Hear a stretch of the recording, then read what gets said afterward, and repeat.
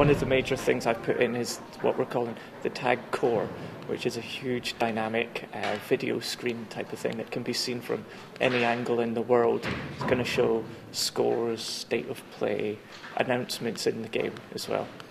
As for art, we've been getting along with a few customizable characters. For the demo, we're not going to put in a fully customizable system, just for quickness of getting into and getting to play. So maybe 3 generic characters that the player can quickly choose and go straight into the game. Stephen's in the studio putting some live recordings together. He's laid out the frameworks in MIDI, so he's going over it with his brother, who we've got in from Kilmarnock. So putting that all together, and it's sounding really good so far.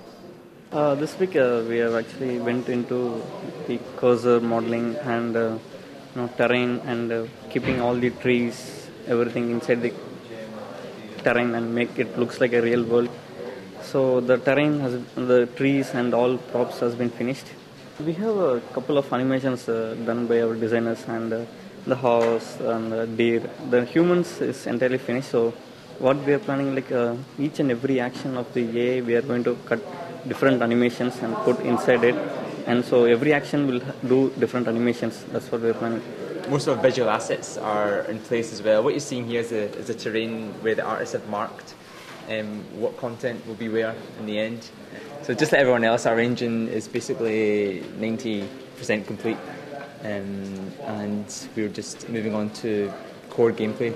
Like every week, still working away on the AI, getting to the point now where they're actually starting to make decisions and work together.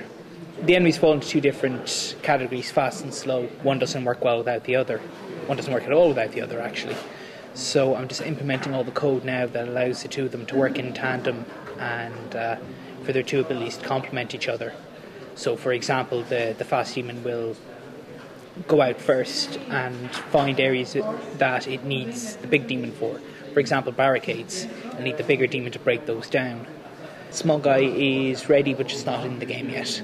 They only come out at night, like all good monsters. This week, our add some, just adjust more detail and add some animation background. And when a bear be hurt, for a funny reaction. And for this part, for our game, and we just want to the player to slap the enemy, use your hand, and like some FPS game, so it's very unique.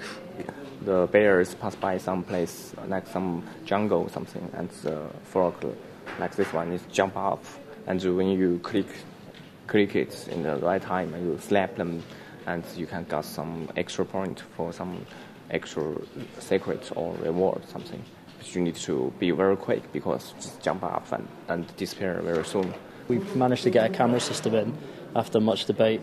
We had to try out a load of different models. Some worked better than others. But in the end, I think having 2 players on screen at once without using split screen, it's a really hard problem to tackle, and we haven't really seen many games do it. So we've come up with the sort of least bad solution. The new tactic is basically try and do something new for one day, then spend 2 days fixing all the problems with it, and then try something else. We've got the camera working, we've got climbing working, and we're moving on to the next section level where we just balance the puzzles, make them fun, make the game really good fun to play. Because at the moment, I keep saying, oh, this is just a placeholder and this will be more fun and blah, blah, blah. So soon we'll have to actually make it more fun and make the game playable. But that's really what I'm looking forward to. So we've just been deciding what visually is going to happen when you're in battle. Are they just going to sit and play? Are they going to fire stuff? Are they going to charge up and then release it at the end of their turn? Spin around, throw it up, catch it, blah, and then we're in battle. We did the final boss. Or we did like the final boss's backing music, which is sort of this big long sort of guitar versus church organ thing, which I think we'll keep secret for now. But we will have live guitar, hopefully. We're bringing in a sort of placeholder guitar, which is just synthesized guitar, to sort of give you an idea of what should be played. And then we're going to take Finlay here, who knows how to play guitar, and get him to record so it's properly played. I'm just going to go crazy.